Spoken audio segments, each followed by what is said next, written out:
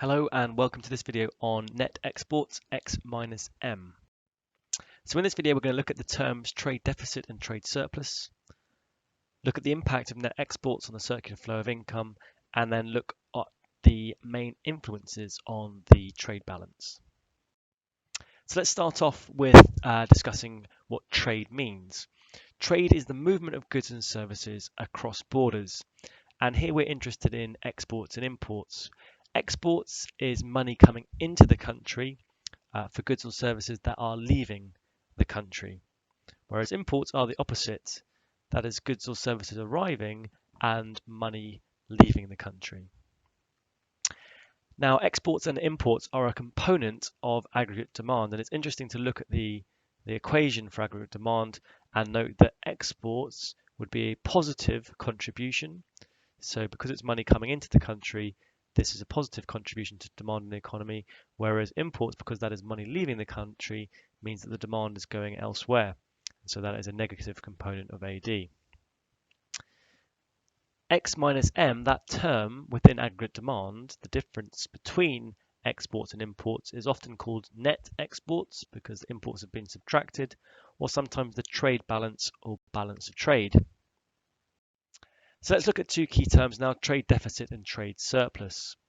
A trade deficit is where the value of imports exceeds the value of exports. So the balance of trade overall will be a negative number, M is greater than X. A trade surplus, on the other hand, is when the value of exports exceeds the value of imports. So normally this would be a positive value in the balance of trade, X is greater than M. Let's now look at the impact that the balance of trade would have on the circular flow of income. So exports are considered an injection into the circular flow, whereas imports are a withdrawal. So if exports are greater than imports, we would describe this as being a trade surplus, and this would be a net injection into the circular flow of income. On the other hand, if imports were greater than exports, we would describe this as being a trade deficit, and this would be a net withdrawal from the circular flow of income. Okay, so we've looked at our first two objectives. Now let's move on and look at the main influences on the trade balance. So there are 5 main influences on the trade balance that we need to be aware of. And we're going to go through these 5 in turn. Let's start off with number 1, which is real income. Now, real income is earnings adjusted for the impact of inflation. If earnings growth outstrips inflation and real incomes rise, then people will have more purchasing power. They will feel perhaps wealthier if they're saving that extra income. And depending on the marginal propensity to import this extra income, this may lead to increased imports and a worsening overall of net exports or the balance of trade. So if people's extra income, a larger proportion of that is spent on imports, they have a high marginal propensity to import within the economy, then real income growth may lead to more imports. Okay, number 2 is the exchange rate. And a quick reminder, the exchange rate is the price of one currency in terms of another. And again, our acronym to try and remember the impact would be along the lines of SPICED. Strong pound makes imports cheap, exports dear. And obviously that would apply to any currency, not just the pound. So if the currency is stronger, i.e. the exchange rate is rising in terms of what that currency will buy. So for example, moving from £1 to $1 to £1 to $3 would be a strengthening of the exchange rate. This will normally have a negative effect on the balance of trade because it makes imports cheaper, so more imports, exports more expensive, so less exports, and a worsening of the balance of trade. On the flip side, a weak currency, WIPDEC, might be the phrase we might use. If the exchange rate got weaker, so £1 only bought 50 cents or half a dollar, then we'd expect an improvement in the balance of trade. More exports because they're cheaper, less imports because they're more expensive.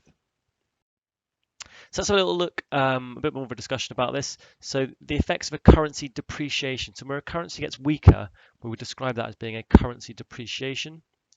So when the pound appreciates against the US dollar, the impact of that WIPODEC would make imports more expensive and exports cheaper. And then the impact of that, well, it will change the demand for imports and exports. Import sales will contract, less demand if prices rise, and export sales will expand, more demand if prices fall.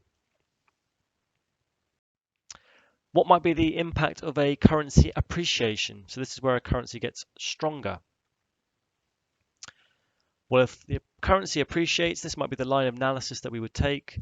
It means a rise in external purchasing power. £1 buys more euros or dollars, whatever other currency.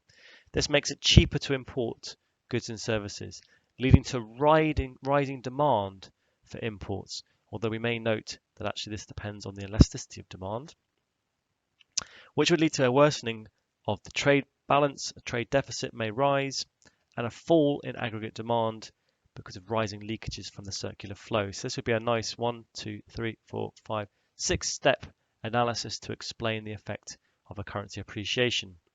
In terms of evaluation, we must just bear in mind that even though the prices change of imports, price is not the only factor affecting demand. So other things like quality might affect demand as well.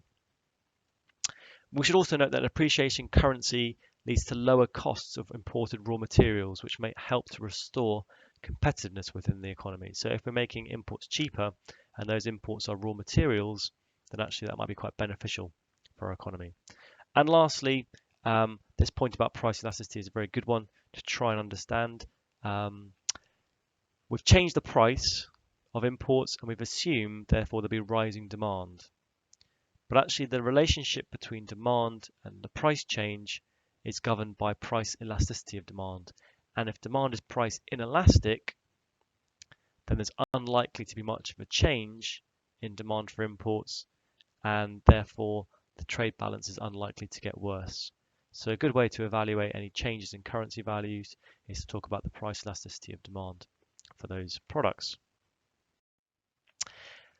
Finally, on terms of exchange rates, a reminder that we would be illustrating these effects using an aggregate demand diagram. So a currency appreciation would make exports more expensive, imports cheaper, and is likely to lead to an inward shift of AD due to our net withdrawals. So AD would be shifting inwards if there was a currency appreciation. If it was a depreciation, we'd expect AD maybe to shift outwards as exports rise and imports reduce. Okay, the third one is the strength of the global economy. So previously we've looked that economies don't operate in isolation. They rely on other economies to be their trading partners. So for example, if there was a recession in Germany, but the UK does not suffer a slowdown, Germany will be buying fewer exports from the UK and will try and export more to the UK. And obviously that will have an impact on the level of exports and imports within the UK and therefore the level of aggregate demand within the UK. Okay, number 4 is a concept called protectionism. And protectionism is when a government restricts free trade between economies. This is often done through the introduction of tariffs. Often governments do this to try and force people within that economy to buy domestic products rather than buying imports, so they can preserve jobs in their own economy and avoid that withdrawal of money through imports. It can also be done through quotas, setting a physical limit on the amount of imports, through certain regulations saying we won't allow you to buy something from another country if it doesn't meet certain environmental or health and safety regulations, and through subsidies, so by giving companies money so they can lower their prices, so therefore people within the economy don't buy imports as much, they buy products from their own economy.